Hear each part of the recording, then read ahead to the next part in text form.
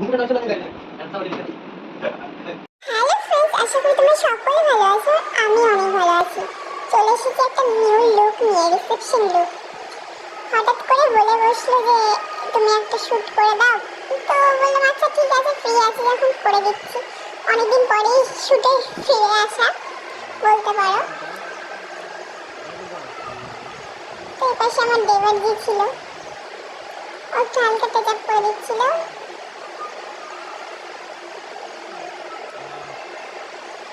আমি কতটা ভাগ্যবান জানো, এই দেখো আমার বর আমার হাতে নেল পালিশ পরাচ্ছে, আর আমার দেবর তো আছেই, আমাকে একটু একটু করে টাচ করে দিচ্ছে।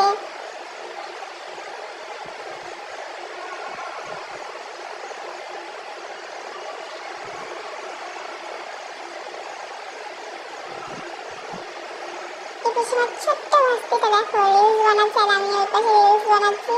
ও বলছে কাকি কি রিলস বানায় আসো, হ্যাঁ বানাও, অসুবিধা নেই। আর এই পাশে আমার চুল পড়ে আছে দেখো, এত বড় চুল হয়ে গেছে যে একজনে সামলাতে পারছে না, দুজনকে ডেকে নিয়েছে। হাই রে ভগবান, কি অবস্থা বলো তো তোমরা সবাই। আর এই পাশে রিলস বানাতেই ব্যস্ত। প্রায় কমপ্লিটের দিকে, হেয়ার স্টাইলটা কমপ্লিট করে দিয়েছে।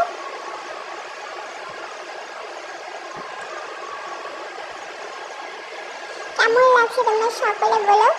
আর হ্যাঁ, ফাইনাল লুকটা অবশ্যই দেখাবো। হ্যাঁ, এটাই ছিল ফাইনাল লুক, দেখতে পারো। এখানে হয়তো অতটা ভালো করে বোঝা যাচ্ছে না, কারণ রাত হয়ে গেছিলো, অন্ধকার হয়ে গেছিলো, তো ঘরের লাইট জ্বালিয়ে যেটুকু বোঝা যাচ্ছিলো সেটুকু। এটা ছিল শাড়ি পরানো, জুয়েলারি টুয়েলারি সব। এখানে ফটোশ্যুট চলছিল, বললাম না পুরো অন্ধকার হয়ে গেছে, অন্ধকারের মধ্যে ফটোশ্যুট, মোবাইলে ফ্ল্যাশ জ্বালিয়ে। আর অনেকভাবে ফটোগুলো খুব সুন্দর হয়েছে, আমি পরে শেয়ার করবো তোমাদের সাথে, অবশ্যই জানিও কেমন হয়েছে।